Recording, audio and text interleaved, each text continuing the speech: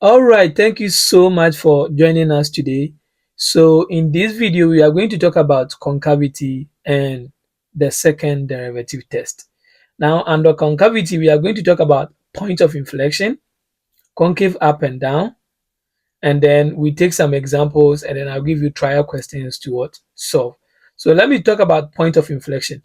Now, point of inflection is when the second derivative is equal to zero or undefined. We saw from critical values that anytime the first derivative is equal to zero or undefined, then we are talking about what critical values. This is when the second derivative is equal to what zero. And we only have point of inflection when it changes from concave up to concave down. So the idea is that we can have a point, but that point is not what point of inflection. The idea is that if we cannot move from concave up to concave down, then we don't have point of inflection. That is the idea. So we are saying that, and the fact that when you find a second derivative and you put alpha, so this alpha here is representing the point of inflection. I don't want to use C because C is, let me see, the critical values. It does not guarantee point of inflection unless we can change what from concave up to down or down to what up. So that's point of inflection. We will take example and we will see how to go through them. Now, how to test for concavity, right? So we are saying that if this one is greater than zero, then F is said to be what concave up. So anytime the F prime prime, when you put it inside and you are getting positive, then we are talking about concave up. But when I plug it inside and I'm getting it to be negative, then I have concave down, right? And we can use this to test for the second, or let me say test for local maximum and minimum. So when we started local extrema, I talked about how to use the first derivative to find for local minimum and maximum using the first derivative test. And I said we can also use a second derivative test. So using the second derivative test is when you differentiate the function twice and this is greater than zero, that's when you have local minimum. So you can see that anytime this one is greater than zero, that is where we have what concave up. It tells you that anytime you have a concave up, you have local minimum. That is the idea, right? And then anytime this one is greater than zero, which is here, oops, this one's supposed to be less than zero. Good. So this one is supposed to be less than zero. So anytime we have something which is less than zero, that is less than zero like this, we have concave down. And this is going to give us a maximum value. That's the local maximum. So this one, I think I did copy and paste and I didn't change it. So this one's supposed to be maximum. Good. So that is what we need to get from here. Now let's take some examples to practice, right? So I'm going to combine the idea of critical values, local maximum, absolute maximum, and then the concavity aspect to do with this one. Good. Okay, so the first thing that we want to do, the question is asking us to use the second derivatives test to find the local max and minimum. So we know that for us to use a second derivative test, we need to think about finding the point of inflection, right? I said we need to use the idea of finding the second derivative test, but I think I need to talk about something here. You see that this C here is a critical value, so that's what you need to know. Here we plug in the critical value inside, so we need to find the critical value because before we can talk about the second derivative test. So let's take example to see that. So when I differentiate this, I'm going to have this one will be 0, this one will be 4x, and this one will be 4x to the power 3, right? So for critical values, I need to make sure that this is equal to 0. So for critical values, this is equal to 0. So 4x minus 4x to the power 3 is equal to 0. So when I factor 4x out, I'm going to have 1 minus x squared, which is equal to 0. So this implies that 4x is equal to 0 and x should be equal to 0. And then 1 minus x squared is equal to 0. So x squared is equal to 1 and x should be equal to plus or minus 1. So these are the critical values, 0, minus 1, and 1, right? Good. So these are the critical values that we have. Now, since you want to use the second derivative test, then after finding the critical value, you just put it one side. So let me just put the critical values here, and then we just continue finding the second derivative. So we can get the second derivative from the first derivative. So let's differentiate it again. F prime of x is equal to, when I differentiate 4x, I get 4. And then this one is going to give us 12x squared. So this is the second derivative. Now what I'm going to do is I'm going to pick the critical values, plug them inside this, and see which one is greater than 0 or which one is less than 0. So that is basically what is going to help us. You know that if we are using the first derivative test, we should have put in this one on the sign chart like this, minus 1, 0, 1. And we are going to use the f prime to pick any value here, here, here, and here to check. But here is the case that we want to use a second derivative test. So what we just need to do is we plug in 0 inside f prime prime, right? And then we plug in minus 1 inside f prime prime. And then we plug in 1 inside f prime prime. So when I plug in 0 here, this is going to give me 4. And this is greater than 0. So we are going to say that this is local minimum because it's greater than 0. Plug in minus 1. Minus 1 here will be 1. So 4 minus 12 is going to give us minus 8. So minus 8 is less than 0, and this is going to give us local maximum. And then plug in 1. 1, 2 is going to give us minus 8 and also going to be less than 0, and this one too is going to give us local maximum. So you see that this is actually helping us to find out where the local max and minimum are, right? So that is basically what we just need to see. So that's why you can use the first derivative to test, or you can use the second derivative to do it, right? So the second derivative works out from here. Now let's look at the second question. Do you have any other question here? Okay, let's look at B. Discuss concavity and find point of inflection. So for us to discuss concavity, we need to first think of finding the point of inflections, like setting f prime prime to 0 and see what we are going to get. So f prime prime of x is equal to 4 minus 12x squared. So let's set this one to 0. So for point of inflection, this should be equal to 0. So this implies that 4 minus 12x squared is equal to 0. So this is going to give us something like, let me see, 12x squared is equal to 4, and x squared is equal to 1 divided by 3. And x is going to give us plus or minus square root of 1 over 3. So this is what you are going to get at the end of the day, right? So this, we cannot assume that this is the point of inflection, right? We cannot assume that this is the point of inflection. So what we just need to do is we need to test it and see if it's going to give us concave up or down. So let's do that. So I'm going to use a sign chart, right? So sign chart, I'll put minus root of 1 over 3 here and root of 1 over 3 here. So let me use my calculator to find out what is root of 1 over 3. So square root of 1 divided by 3 is something like 0.58 minus, and then this one is going to be 0.58. Good. So what we are going to do here is, now with this one, we are going to use f prime prime. That's what we need to use here. So 4 minus this. So I'm going to pick any value here, any value here, any value here, right? So any value here can be -1, right? And then any value here can be 0, right? 0 can be there, and I can also pick 1. So that is what I'm going to use. So basically every value that I'm even choosing here is kind of the critical values that we did. So we had 0, -1, and 1, right? So let's just go through and see that. So unfortunately for me, that's what I had. So we can see that this is f prime prime of -1, f prime prime of 0, and f prime prime of 1.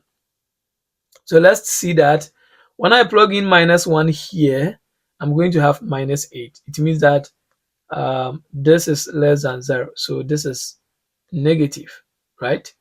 And then when I plug in 0, I'm going to have 4, so this is greater than 0. This is positive, right?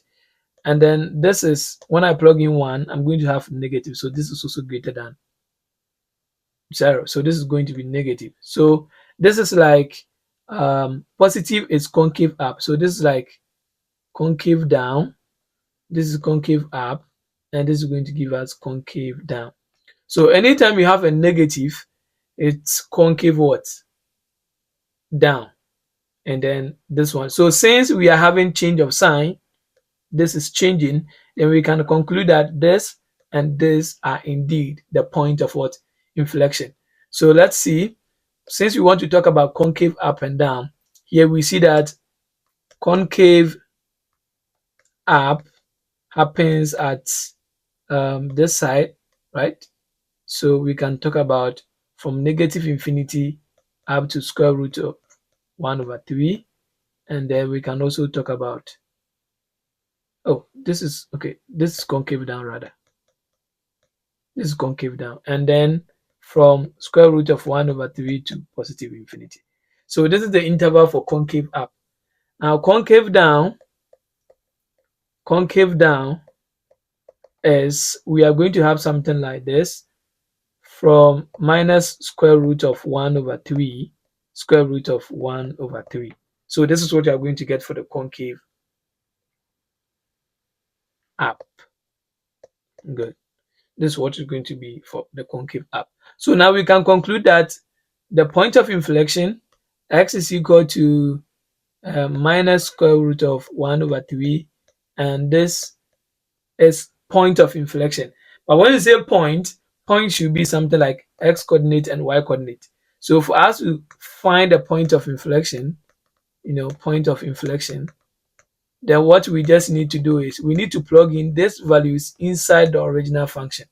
So I'll plug this one inside the original function here, right? And then you are going to also plug this inside the original function here, and you are going to have the point of inflection. So you are going to have one coordinate to be minus square root of 1/3, and then the y coordinate, and then another one will be square root of 1/3, and then the other coordinate here. So you can do that for me. You can use your calculator to punch that one, and then you can give it to me on the comment section by writing the full point of inflection point for me. Thank you. Now let's look at question 2. We are solving, I think, 3 questions. So let's see how we can go through this. So here first, we need to locate the critical point. So we know that for critical point,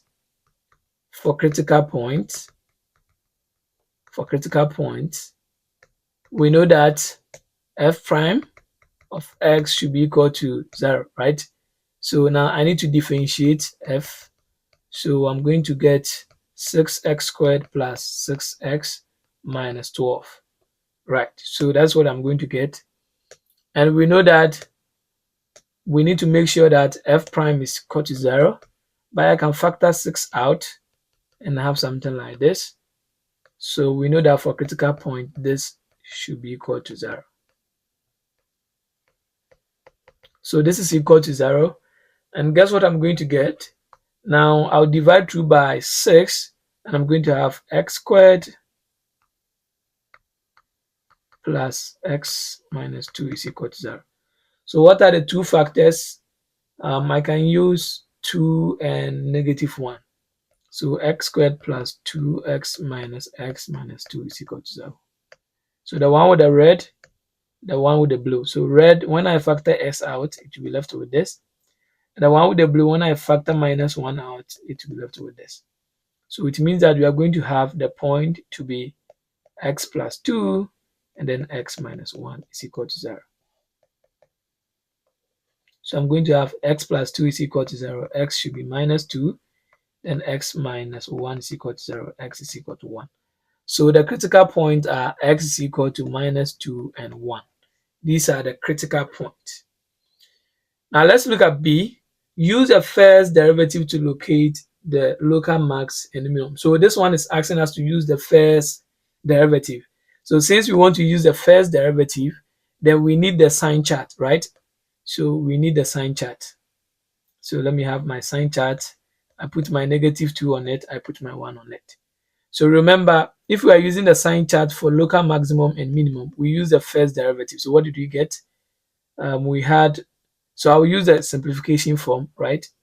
I'll use the simplification form. So I'm going to have 6x plus 2, then x minus 1, right? So I'm using the simplification form, but remember we divided by 6. So I want to put the 6 here. But the 6 does not matter here.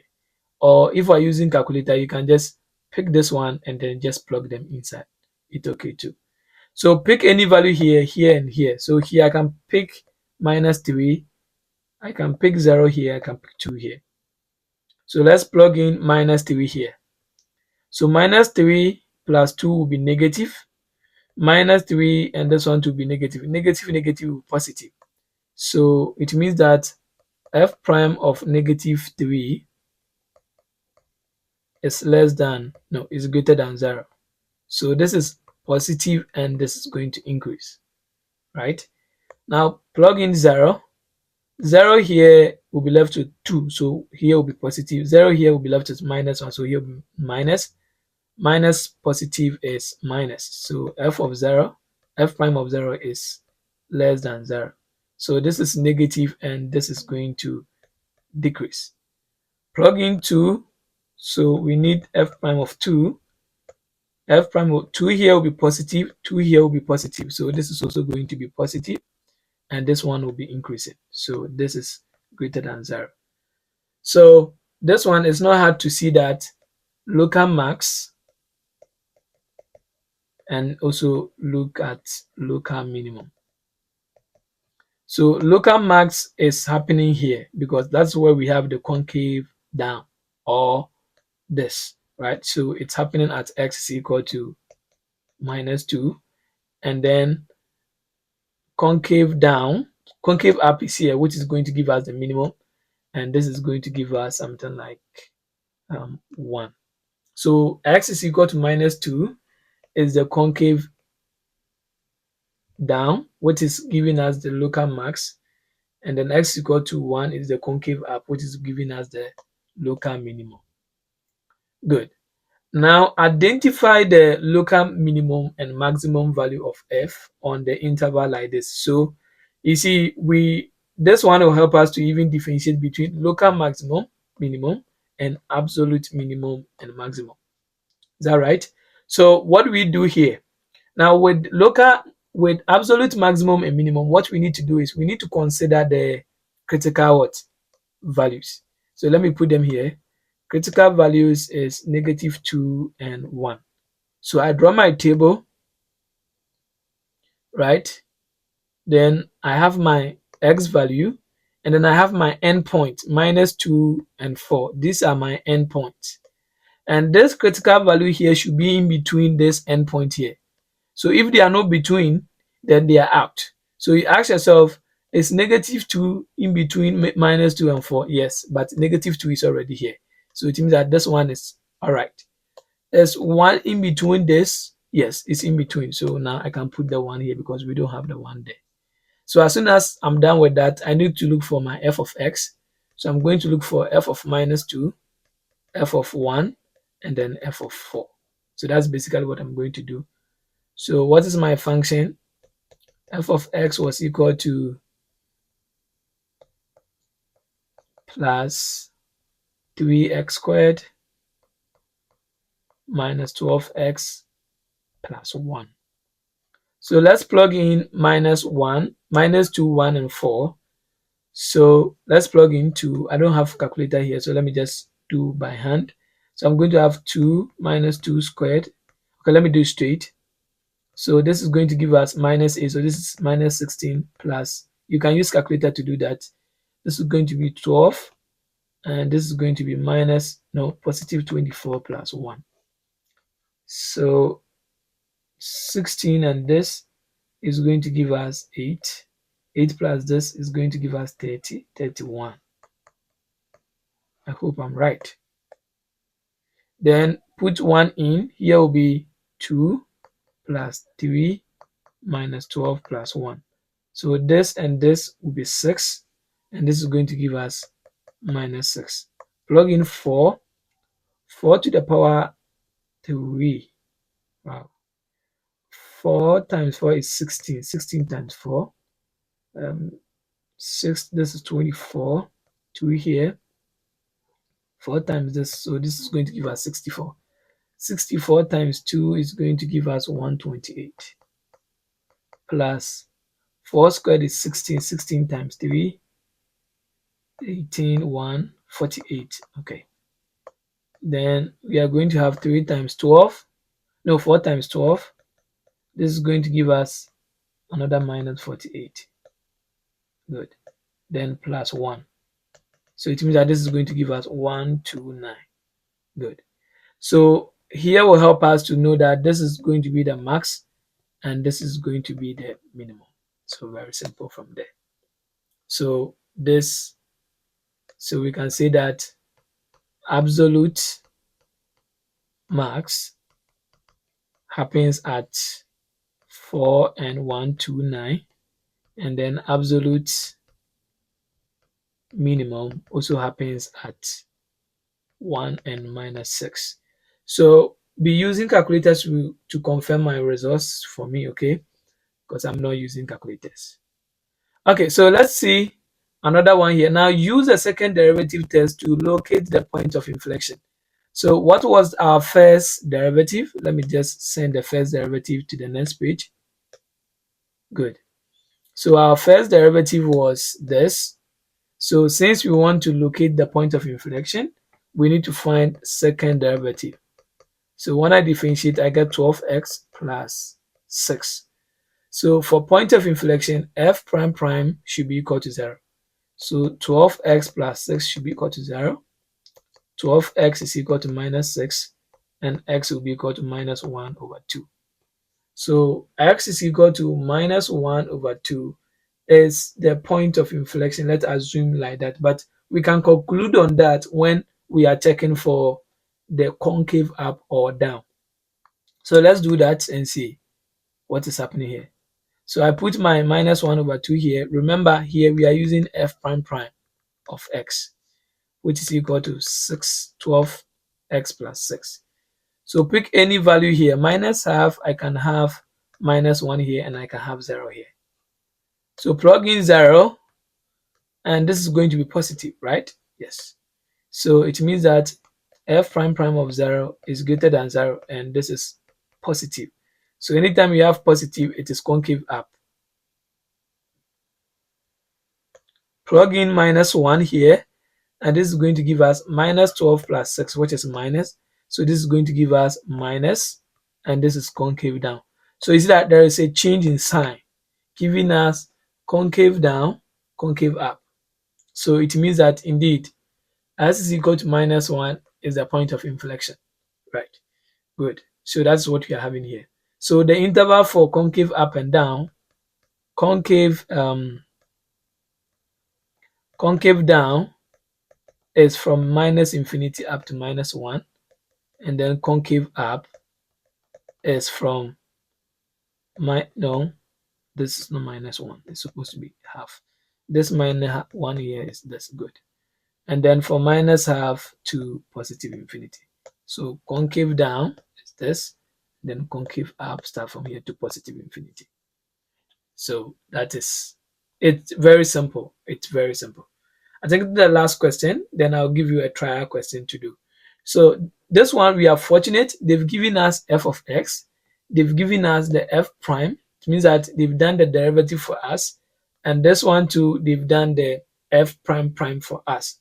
So all we need to do is we look at the question and then we look at what we can do from here. So on what interval is increasing and decreasing? And then local max and minimum. So here, for us to get increasing and decreasing, we need to use the sign chart for the first derivative. So for us to do that, we need the critical values, right? So for critical values, for critical values, we know that f prime should be equal to 0. And indeed, we have f prime already, so we don't have a problem. So 10x squared minus 3 divided by x squared minus 1 squared should be equal to 0. So I said, anytime you have a rational function like this, just take only the top, set it to 0, find for x, pick the down, set it to 0, and find for x. So that's what we need to do here. So 10x squared minus 3 is equal to 0. 10x squared is equal to 0, and x will be equal to 0, right? Then x squared minus 3 is equal to 0. Then we are going to have x squared is equal to 3, and x will be equal to plus or minus square root of 3. So here, okay, I think we are not done with the critical, but let's look at the denominator. X squared 1 squared is also equal to 0.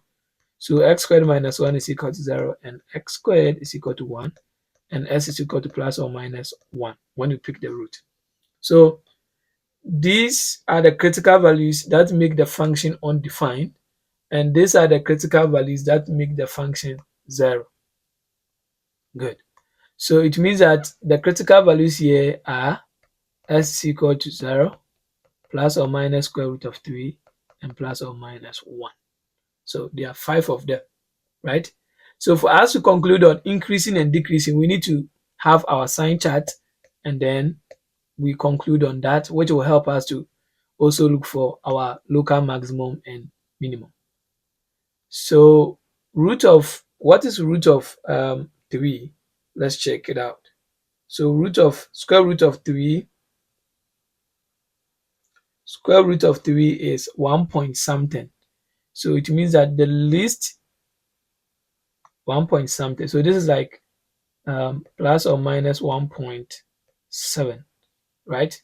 So the least value here will be minus 1.7, followed by minus 1 to 0, from 1 to 1.7, right? So plus or minus, this is also plus or minus, and then the 0. So what we are going to do is we pick any point here, any point here, any point here, here, here, and here. Then we put it inside the first derivative. So we can pick something here like minus 2. We can pick anything here like 1.5. We can pick anything here like minus 0.5, right? Then we can pick anything here like 0.5, and here we can pick something like 1.5, and we can pick anything here like 2. Good. So that's basically what we just need to do. So we are going to plug this inside the f prime. So f prime was equal to 10x squared minus 3 divided by x squared minus 1. So here, anytime we are solving something like this, we are interested in whether it's positive or negative. So I'm not going to solve everything. So I know that whether this is negative or positive, since this one is squared, it's always going to tend the denominator to be what? Positive. So I know that the denominator is positive. I just need to only check the numerator and see if it is negative or positive. So let's do that. When I plug in minus 2 here, since this one is squared, the outside here become positive. Now 2 squared minus 2 squared will be positive 4. 4 minus 3 will also be positive. So this is going to give us positive. So this is going to increase because it's positive. This is greater than 0. Now plug in 1.5. Now what is 1.5 squared? Because that's where the problem is. So let me use my calculator to check. 1.5 squared. So 1.5 squared is 2.25. So 2.25 is less than 3. So when I do that subtraction, this will become negative. So I'm going to have negative over positive, and it's going to be negative. So this is going to give me something less than 0, and this one will start decreasing. Now let's put something like minus 0.5 there. So what is 0.5 squared? 0.5 squared is 0.25. So that one too is going to give me negative because it's less than the minus 3 here, right? because everything here will be positive, this one to be positive, so we are interested in this. So this one to be less than 0, and this one still will be decreasing, right? Now let's look at 0.5. Now 0.5, we know that, yeah, so this one's still going to decrease again, because we just saw it from here and we saw that it's less than 0. So still decreasing. Now let's look at 1.5. Now we saw 1.5 here and we saw that minus 1.5 here, this is supposed to be minus. And then we saw that it's still less than 0. So this one still is less than 0. And this one still decreasing. Now we saw that 2, which was minus 2, because this one is squared, it turned out to positive and it was greater than 0. So now this one now starts increasing. So you see what is really happening here. Increase, decrease, decrease, decrease, decrease. So that is where the point of inflection is going to work out. So the function is just going to be something like this, right? And in between this line is where the point of inflection is going to lie. So for increasing and decreasing, so let's look at the increasing interval.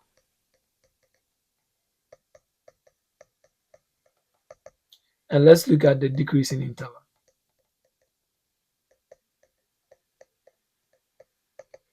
So increasing, 1 is here and 1 is here. So we are going to increase from negative infinity up to this point, which is the square root of minus 3. So I'll use the exact value here. And then we are going to increase from square root of 3 to positive infinity. So from negative infinity up to this, and from this up to positive infinity. The rest of the interval is the decrease interval. This, and that. So it's going to start from negative root of 3 to minus 1, from minus 1 to 0, from 0 to 1, and from 1 to positive root of 3. So in between this, and that. Good. So that is increasing and decreasing. And then here we can also find the local maximum. So I love this sign chart a lot, because as soon as I finish drawing my sign chart and I indicate this increasing and decreasing, it helps me to do a lot. So what is the local max? Local max go with positive and negative. So it happens here, right? Because that's where we have the concave down. Positive, negative, where the sign changes. So it happens at minus root of what? X is equal to minus root of 3. And then local minimum is when we have the negative and positive. So this is negative, but this is also negative, negative, negative. We have negative and positive. So this is concave up, giving us local minimum. So that one happens at S is equal to square root of 3. So this is very nice to do it. Let's talk about concave up and down. And we know that as soon as we want to talk about concave up and down, we need to find the second derivative. So as I said, second derivative is also given to us. So we need to find the point of inflection from here, right? So let me just write it down. So f prime prime is equal to 20x open bracket or open parenthesis x to the power 3 plus 3, and then x squared minus 1 to the power 3. I think so. Yeah. So for point of inflection, f prime prime of x should be equal to 0. So it means that 20x x to the power 3 plus 3 divided by x squared minus 1 cubed should be equal to 0. So the idea is that the same idea, pick this one, set it to 0, pick this one, set it to 0. So the denominator, this is equal to 0, and we are going to have s squared minus 1 is equal to 0, x squared is equal to 1, and s should be plus or minus 1. So we saw that minus 1 and 1 was not a critical value, right? Indeed, it was not giving us whether local maximum or minimum. So that's the reason why it's going to the concavity aspect. And then here we are going to have 20x s cubed plus 3 is equal to 0. So 20x is equal to 0 and x should be 0. X to the power 3 is equal to plus 3 is equal to 0. And x cubed is equal to minus 3. Can we find cubic root of -3, yes, we can do that. So this is going to be minus cubic root of -3, and cubic root of -3 is minus cubic root of 3, right? So anytime you have minus and it's cubic, you can just bring it out. You can bring the minus out. It's like something like odd. I think so. Is that right? Yeah. Yeah, you can bring the minus out because this is kind of something like this. -3 to the power 1/3. Sure. Yeah, so the minus can come out, something like that. So this is what you are going to get for the point of inflection. We have 0 plus or minus 1, and then we have this one. So what we just need to do is we need to put this one on the normal line, right? Okay, let me use my calculator to confirm. Cubic root of -3. Yeah, it's true. It works out. So this is going to give us minus 1.44. So this is not going to give us plus or minus, just give us that, just one value. That's all.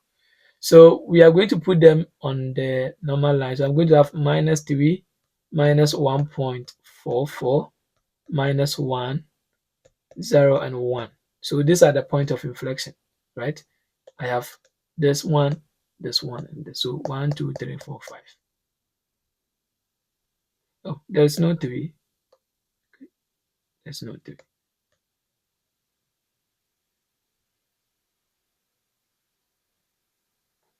So I have this one, I have 0, and I have plus or minus this.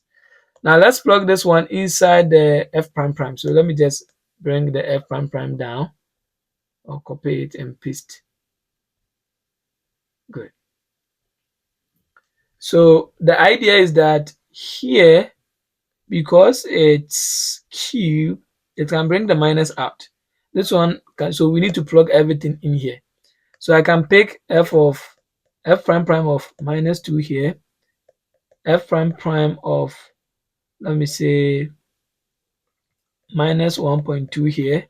Then within this interval, I can pick f prime prime of -0.5, and within this interval I can pick f prime prime of 0.5, and within this interval I can pick f prime prime of 2. So let me put in -2. Now -2 here will be 4. So this is going to be positive because since this is greater than this, it's going to be positive here. Put -2 here and you're going to get a negative. And put -2 here too, you're going to get a negative because of the cube.